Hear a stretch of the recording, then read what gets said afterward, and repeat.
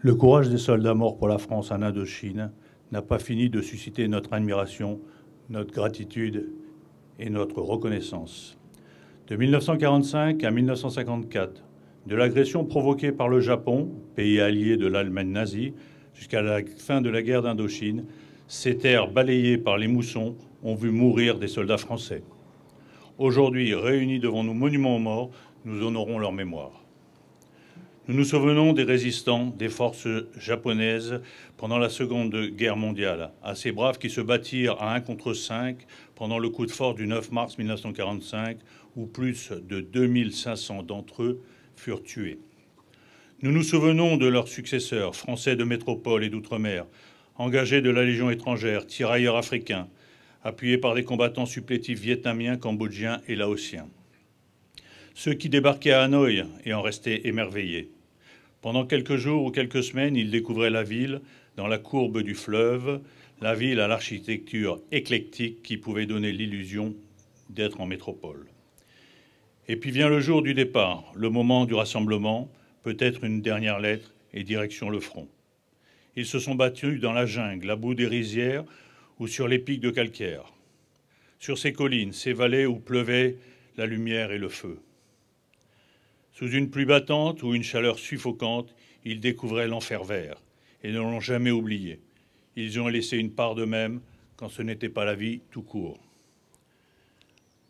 Progressant à pied avec difficulté, dans des véhicules motorisés ou parachutés depuis les Dakota de notre armée de l'air, ils ont lutté et n'ont jamais plié. Dans un rapport de force inégal où l'armée populaire vietnamienne pouvait s'appuyer sur la géographie comme sur la population locale, ils n'ont jamais rien cédé à l'ennemi, ni la terre, ni l'honneur. Et dans le décor d'Apocalypse de Dien Bien Phu, qui sans être la dernière bataille a décidé de l'issue de la guerre, un espoir a empêché les combattants rassemblés sur les dernières collines de sombrer. Une silhouette longiligne, dans un habit de parachutiste qui soignait les corps et pansait les âmes.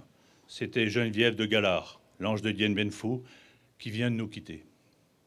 Nous nous souvenons de ces hommes pétris de courage et de résolution, volontaires pour beaucoup que la défaite n'a pas brisé.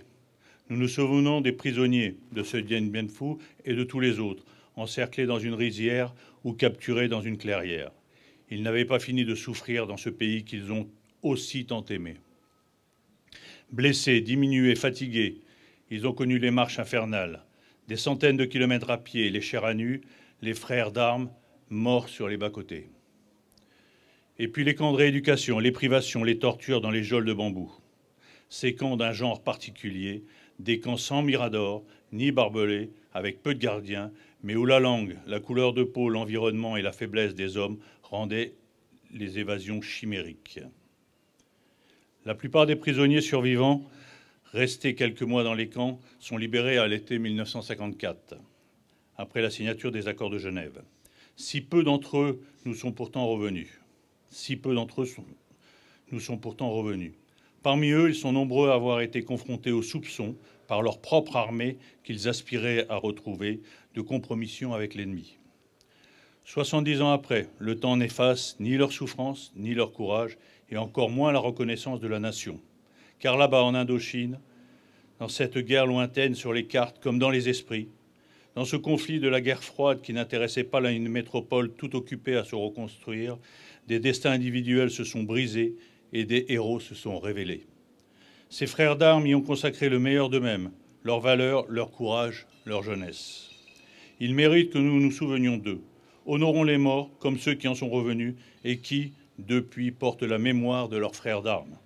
Vive la République, vive la France.